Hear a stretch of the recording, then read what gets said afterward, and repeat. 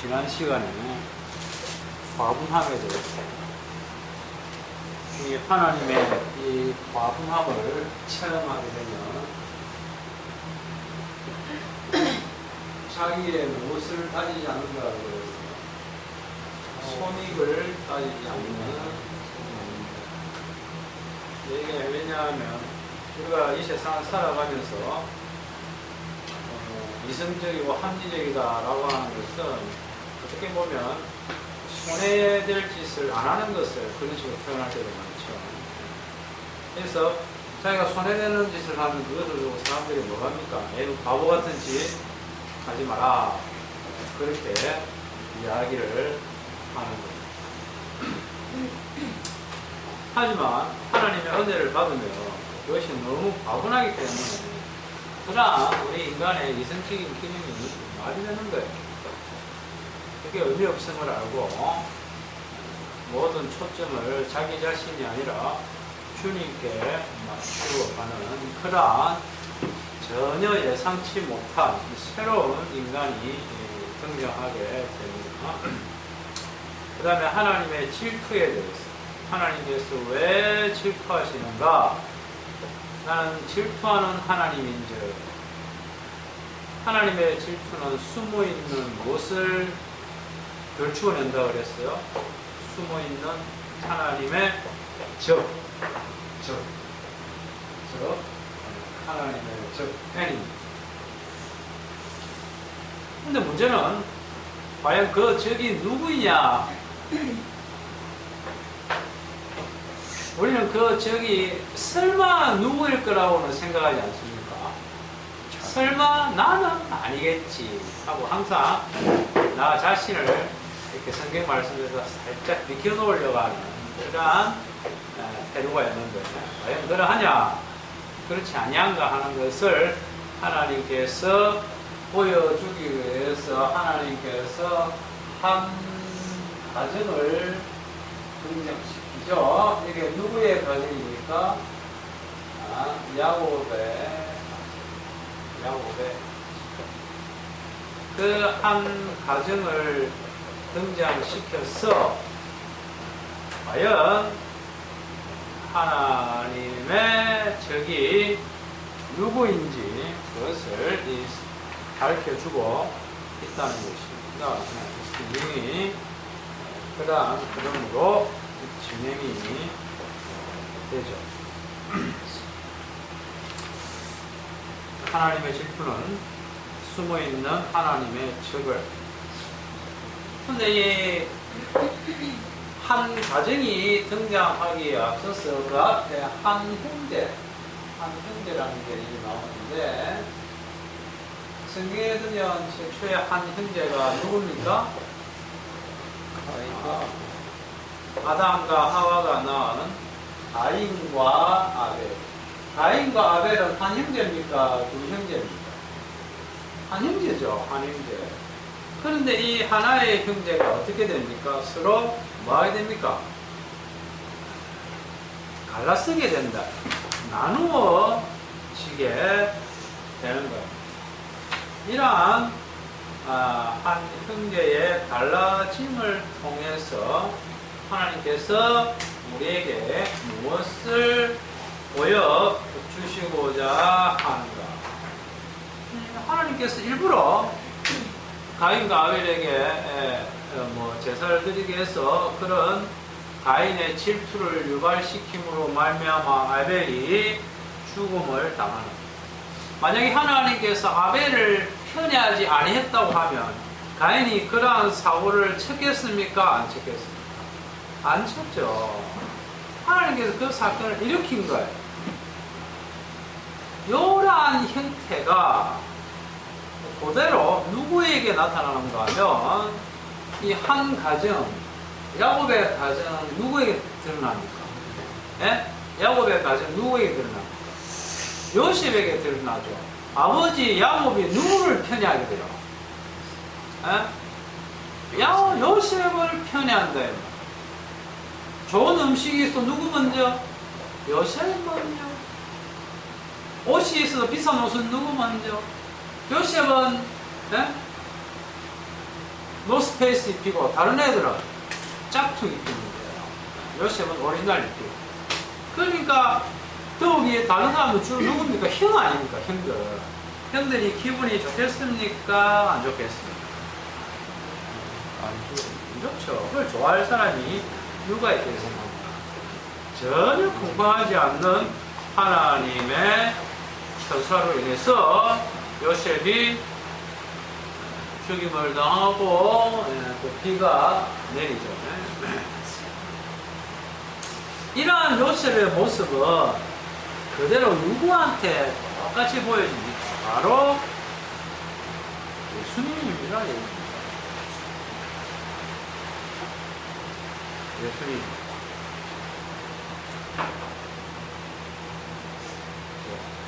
요셉에게 아버지가 편애하고 더욱이 요셉이 또 뭘 꿉니까? 하나님께서 꿈을 꾸게 해가지고 요셉의 주위에는 자기 형제들이 아니라 전부 다 뭘로 변해 있어요?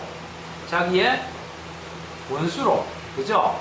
요셉을 삼키려고 하는 자들로 배치가 되는 것 똑같이 우리 예수님께서 오셨을 때 사람들이 예수님 주위에 배치가 되는데 어떠한 모습으로 배치가 됩니까? 예수님을 살리려고 하는 자들이 아니라 예수님을 죽이려고 하는 그러한 자들로 하나님께서 배치를 시켜버립니다. 그것이 바로 언약의 특징이죠. 언약이 등장하면 이 언약의 주위에는 전부 다 언약에 대해서 이렇게 공격하려고 하는 자들이 그렇게 출몰하게 됐죠. 언약이 등장하면 그 언약에 대해서 감사합니다라고 하는 것이 아니라 불만을 터뜨릴 수밖에 없는, 그렇게 우리 예수님은 이 세상에 오심으로 말미암아 예수님을 미워하게끔 되어 있습니다. 그것은 무엇을 보여줍니까? 왜 그런 현상이 일어나겠어요? 이 언약과 예수님과 우리 인간들이 서로 뭐 하지 않는 거예요? 맞지 않죠? 서로 연결점이 없어요. 그래서 무엇을 보여줍니까? 누구한테 문제가 있는 거죠? 우리 인간이 얼마나 하나님의 약속에 대해서 무관한 정도 아니라 그 약속을 미워하고 싫어하고 예수님을 시기하고 질투하는 그러한 자들인가. 그래서 지난번에 우리 창세기 42장 21절에 그 뭡니까? 우리가 아우의 일로 범죄하였도다 라고 요셉의 형들이 이야기를 하잖아요. 그죠? 그래서 오늘날 우리에게 적용시키면 우리가 어떻게 표현할 수 있다고 그랬어요? 그 아우 자리에 누굴 넣으면 된다고 그랬어요? 예수님을 넣어서 우리가 예수님의 일로 인하여 범죄하였도다. 그러니까 우리가 예수님 앞에서 범죄한, 죄를 지은 죄인일 수밖에 없다는 겁니다. 그렇게 되는 것이 하나님의 약속의 그릇인데, 하지만 인간들은 그것은 주님의 사랑을 받은 자들에게만 해당되는 것이고, 하지만 인간들은 그러한 하나님을 원합니까? 원하지 않습니까? 그럼 자기와는 너무나 다른 하나님은 싫은 거예요. 그래서 인간들이 신을 만드는데 어떤 신을 만듭니까? 자기와 자기의 모습이 뭐된, 투시된, 그죠? 투사된, 자기와 닮은 그런 자기의 라이벌로서 신을 요구하게 되는 거죠. 이걸 벌바가 기독교의 본질을 하고 인간의 그런 왜곡된 신관을 정확하게 곁들였고, 여기에 모든 인간들이 열광하고 있음을 적나라하게 고발을 했습니다. 정확한 지적입니다. 성령을 받지 않은 자가 그런 이야기를 할 수 있다 자체가 참 대단한, 하지만 거기까지 그 이상은 나올 수 없는 거죠. 아무튼 이 야곱이라는 하나의 가정, 한 가정. 그럼 야곱의 가정이 있으면 상대적으로 누구의 가정이 등장해야 됩니까? 여기 야곱 가정이 있으면 우리는 이것으로 끝나는 것이 아니라 이 상대 쪽에 누구 가정이 등장합니다? 내 가정. 내가 속해 있는 가정.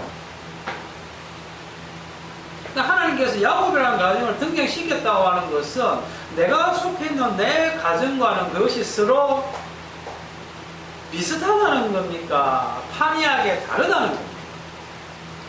네, 얼마나 다른가? 이걸 등장시켜 놓고 하나님께서는 우리에게 무엇을 요구합니까? 네 가정과 야곱 가정인데 너는 어느 가정을 믿을 것인가? 라고 하나님께서 우리에게 요구를 하게 되죠. 그럼 우리 인간은 어떻게 돼요? 야곱 가정을 누가 선택합니까? 내 가정을 선택합니다.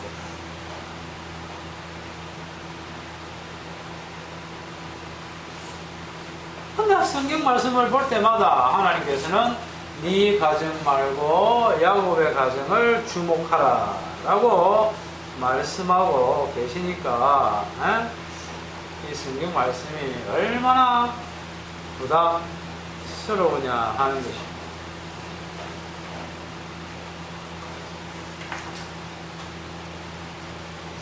그런데 성경 말씀이 송이 꿀처럼 달지 않습니다. 그건 아주 특수한 일입니다. 특수한, 너무나 특희귀하고 특수한. 그래서 성경은 이렇게 야곱 가정을 중심으로 흘러오면서 궁극적으로 거기에는 누가 등장하죠? 언약의 말씀이신 예수님께서 등장함으로 하나님께서는 이 세상의 모든 초점을 내 가정이 아닌 야곱 가정에 맞추어서 결국 누구를 주인공으로 등장시킵니까? 예수 그리스도. 만물이 다 누구에게서 창조되고 누구를 위해서? 그를 말미암고 그를 위해서. 모든 것이 예수 그리스도를 위해서 창조됩니다. 그러면 여기에 등장하는 나도 마찬가지고 야곱도 마찬가지고 가인과 아벨도 마찬가지고 이런 사람들은 뭐예요? 하나의 예수님을 보여주는 뭡니까?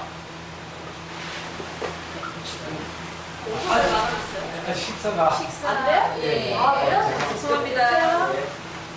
그러니까 전부 다 뭐라는 거예요? 껍데기라는 거죠. 엑스트라 껍데기입니다. 예, 껍데기입니다. 가인과 아벨 껍데기로서 그렇게 서로 뭐 할 수밖에 없어요. 싸울 수밖에 없습니다. 그래 돼야 돼요. 가인은 아벨을 죽여야 되고 아벨은 죽임을 당해야 됩니다. 그것은 아담과 하와도 마찬가지죠. 아담과 하와는 무엇을 따먹어야 됩니까? 하나님의 약속을 예수님을 보여주기 위해서 그들은 선악과를 다 먹어야 합니다. 그러니까 아담과 하와가 선악과를 다 먹어서 이렇게 진행된 것이 아니고 예수님께서 주임을 보여주기 위해서 이미 그런 식으로 일이 진행되었다는 거죠. 무슨 말인지 알겠습니까? 예수 그리스도를 보여주기 위해서 창세기부터 요한계시록까지 가는 겁니다. 오늘날 우리도 마찬가지입니다. 예수 그리스도가 누구인가를 보여주기 위해서 상원이는 오늘도 예배 시간에 이렇게 엎드리고 있어야 한다는 거죠. 물론 귀로 다 듣고 있지.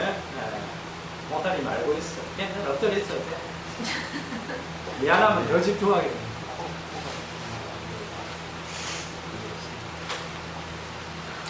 자, 거기서 조금 더 발전하면 이제 더 눈치역 하면서 이제 눈만 뜨고 귀를 막는 수준까지 올라가야 돼.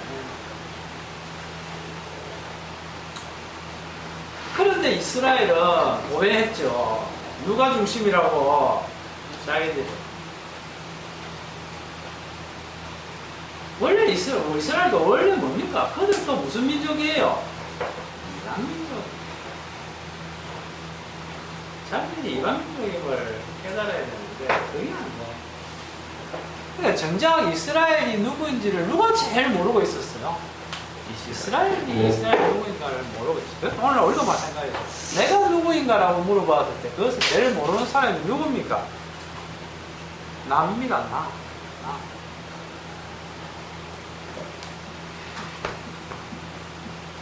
요즘 야구를 보면 기아가 조금 살아나는데 기아 타이거스에 대해서 제일 모르는 사람이 누구겠어요? 기아 타이거스의 11팬. 기아 타이거스, 내가 볼 때는 기아 타이거스 엑스맨이 한 사람이 있는데, 몰라요, 몰라.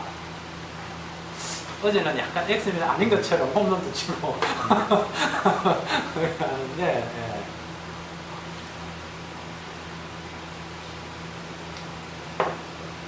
내가 누구인가?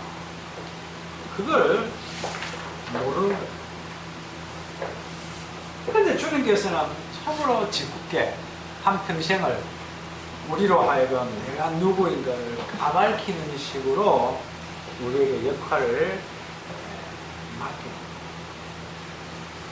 그것을 우리가 이스라엘을 보면 알 수가 있는 겁니다. 주님께서는 우리의 본성을 드러내기를 원하십니다. 왜냐하면 우리가 누구이기 때문에, 하나님의 적이기 때문에. 그런데 우리가 말이죠, 말씀에 순종하겠습니다, 제가 누구인지 드러내겠습니다 하고 해도 드러낼 수 있습니까, 없습니까? 우리가 드러내기 싫어서 안 드러내는 것이 아니라, 문제는 뭔가 하면,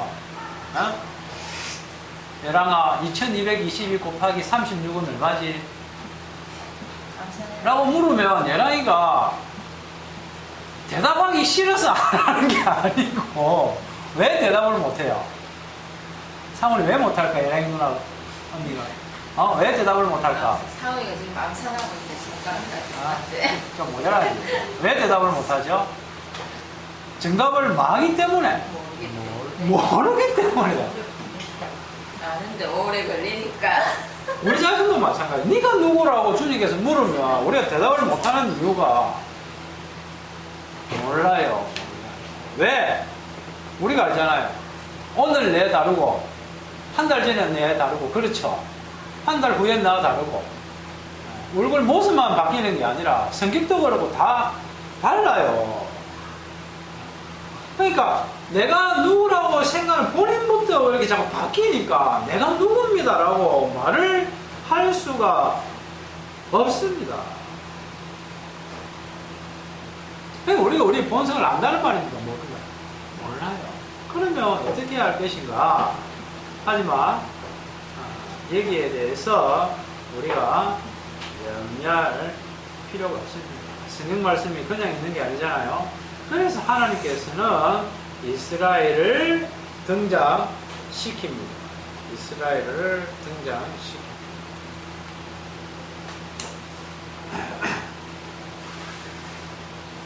이스라엘이 누구인지 알게 하기 위해서 하나님께서 이스라엘 주변에 누구를 놔두십니까?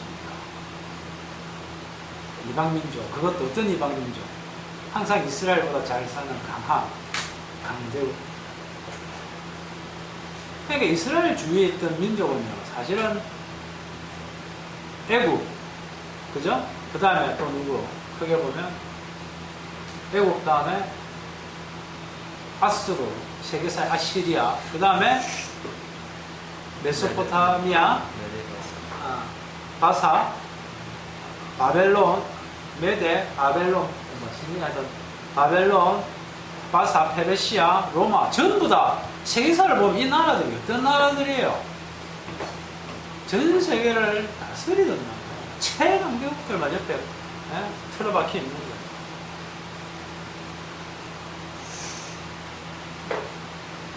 그들을 통해서 이스라엘이 누구인가요? 하나님께서 이방민족들을 하여금 이스라엘을 집적이도록 하잖아요. 이방민족들의 여호와가 누굽니까? 바알 신입니까? 아닙니다. 그들을 누가 다스립니까? 이스라엘 하나님께서 다스립니다.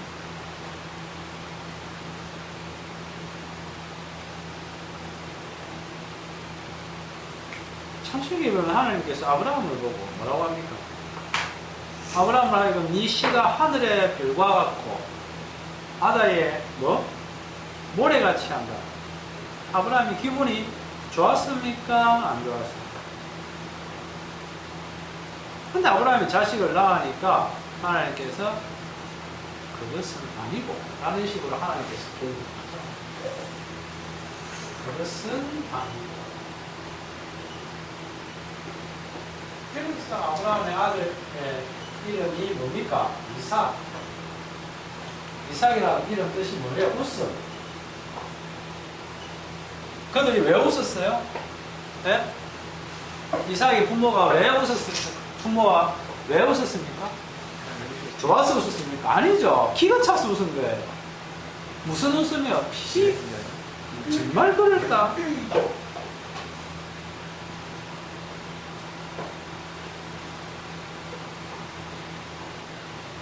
그 웃음으로 인해서 뭔가 예상치 못한 일이 발생하게 되고, 그것을 통하여 하나님께서는, 그러니까 아브라함의 아내도 아브라함 웃었죠. 그다음 이삭이 웃었나 보다. 하여튼 웃잖아요. 그 웃음을 통해서 자기들이 뭐가 드러납니까?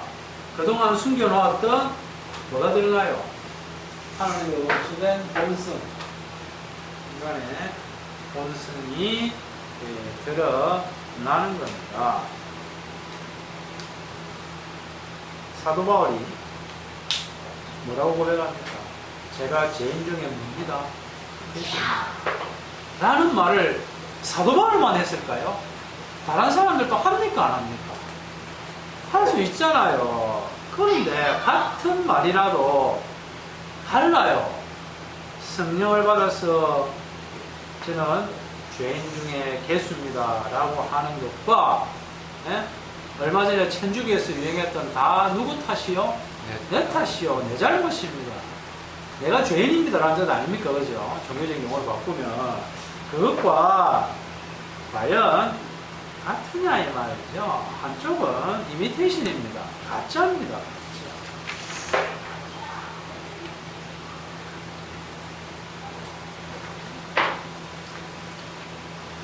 오늘 우리가 읽은 다윗 시편 51편 우리가 잘 알잖아요. 평소에도 많이 보는 구절 중에 하나인데, 이게 이제 다윗이 바시아바와 동침한 후에 나단 선지자가 왔을 때 회개하는 모습 아닙니까? 이게 왜 중요한가 하면, 다윗이 어떤 개인적인 회개 고백시라는 차원에서 중요한 것이 아니고, 만약에 그렇다고 하면 그것은 성경책에 기록될 내용이 아니고 어디에 기록되어야 됩니까? 네? 다윗 실록에 기록되어야 되겠죠? 그렇죠. 근데 여기 성경이 있다 이 말이죠. 다시 말씀드리겠는데, 가인과 아벨의 경우에 그렇게 두 개의 노선으로 나누어지는데, 정작 그들은 이라는 데 대해서 몰랐잖아요. 어떻게 될지. 가인과 아벨이 어떻게 나누어집니까? 한쪽은 죽이는 자고 다른 한쪽은 뭐 하는 자입니까? 죽임을 당하는 쪽이 되잖아요. 가인과 아벨이. 한쪽은 죽이는 자고 한쪽은 죽임을 당하는 자. 정반대 아닙니까? 이렇게 정반대라는 말은 뭐 비슷하게 가다가 이렇게 조금씩 옆으로 흩어지는 정도가 아니고 완전히 어떻게 되는 거예요? 쫙 갈라지는 거예요. 극단적으로. 그렇다고 하면, 그런데 둘 다 여기에 뭐가 공통점이 있어요? 네? 죽음이라는 공통점이 있잖아요. 그죠?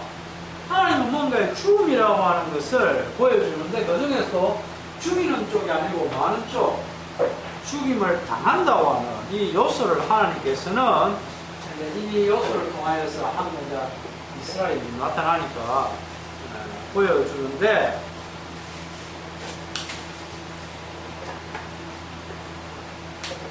그런데 이스라엘의 역사를 보면 항상 죽임을 당하는 놈이 있는데 그게 누구예요?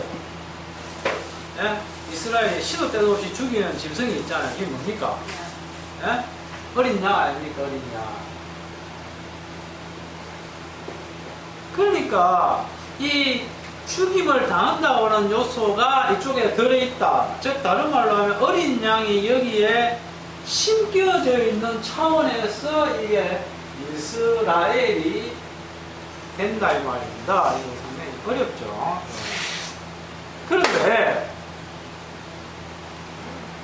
이게 그냥 한 번 심겨 놓으면 어떻게 돼요?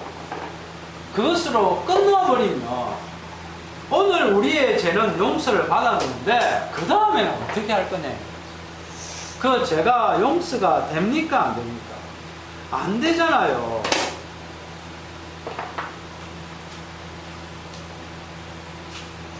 그러니까 이 이스라엘이 영원한 이스라엘이 되기 위해서는 어린 양이 심어놓기 계속해서 뭐가 돼야 돼요?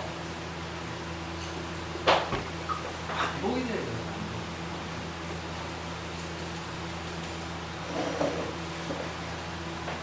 어떻게 반복할 거예요?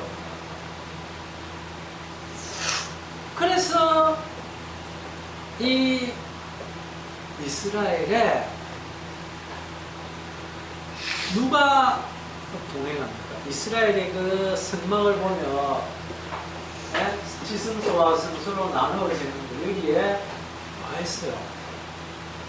하나님의 언약궤가 있고 거기에 뭐가 했습니까? 언약궤에서 함께 하시는 분들 이것만 나오면 어려워서 띵합니다. 하나님의 뭐? 이름.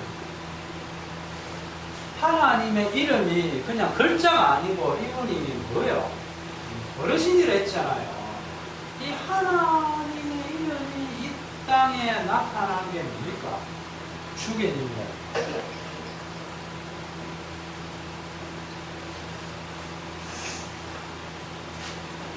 근데 시편에 보면 이 주가 두 개로 나누어져요. 어떤 주와 어떤 주가 있어요? 하늘에 계신 주가 있고 또 어떤 주? 땅에 계시는 그 하늘에 계신 주님의 그 언약의 지시를 받아서 그것을 성취하게 활동하시는 주가 있다 이 말이에요. 그런데 다윗은 이 시편을 통해서 이 땅에서 활동하는 그 주가 누가 아닌 줄 아는 거예요. 이스라엘의 왕인 사람들은 그 주가 누군 줄 알았겠어요.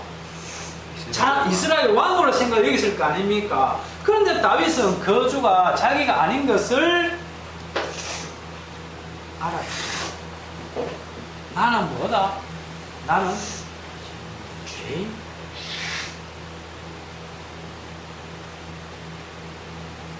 그리고 한 걸음 더 나아가서 이 땅에 활동하시는 그 주께서 야 오늘 번제 드려 제사 드려 이렇게 지시만 하는 줄 알았는데 나중에 알고 보니까 그렇게 그분이 지시만 하는 분이 아니고 그분이 뭐가 된다는 것까지도 알게 됩니까? 친히 뭐가 되는 거예요?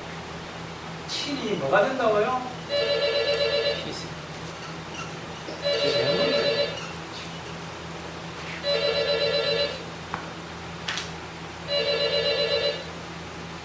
바로 그 주께서 친히 제물이 된다는 것이 바로 진정한 제사의 모습이라고 하는 것을 고백하는 겁니다. 이게 바로 다윗 시편이죠. 다윗 언약입니다. 놀라운 거죠.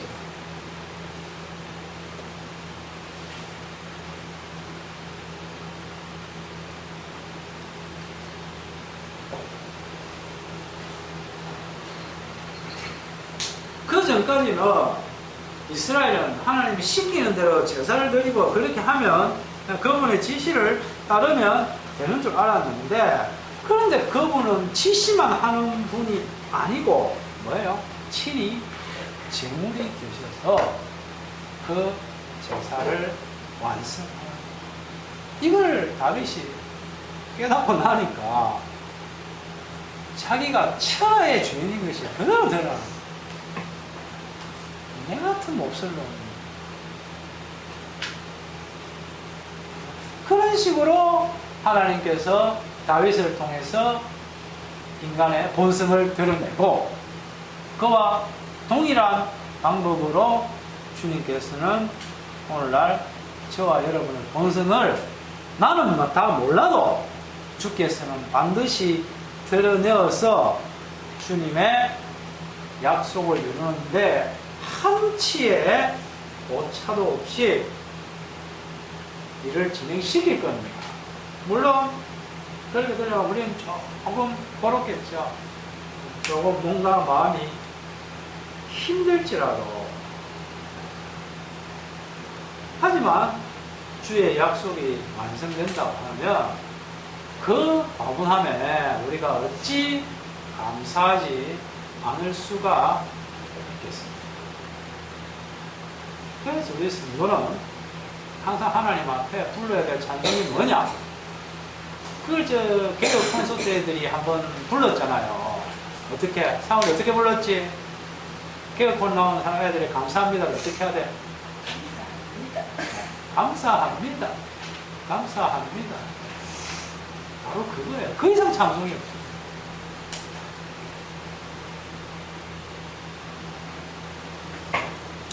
오늘은 이렇게 드리겠습니다. 하나님 아버지 은혜를 감사합니다. 그 주님의 은혜에 대해서 참 저희들이 이렇게 표현할 길이 없습니다. 우리도 모르는 우리 자신을 주님께서 날마다 깨우쳐 주시고 주님의 은혜와 깊이를 더하게 하옵소서. 감사함이 넘치게 하시는 주님의 그 은혜를 온전히 저희들이 감사할 뿐입니다. 우리에게 날마다 이러한 마음이 넘치지 않지만 주께서 은혜를 베푸셔서 하루에 단 한 1초라도 이러한 주님의 은혜를 생각하고 감사합니다. 그 1초의 순간이 우리의 삶을 지배해서 주님 앞에 드려지는 인생이 되게 하여 주시옵소서. 감사를 드리며 예수님 이름으로 기도드리옵나이다. 아멘.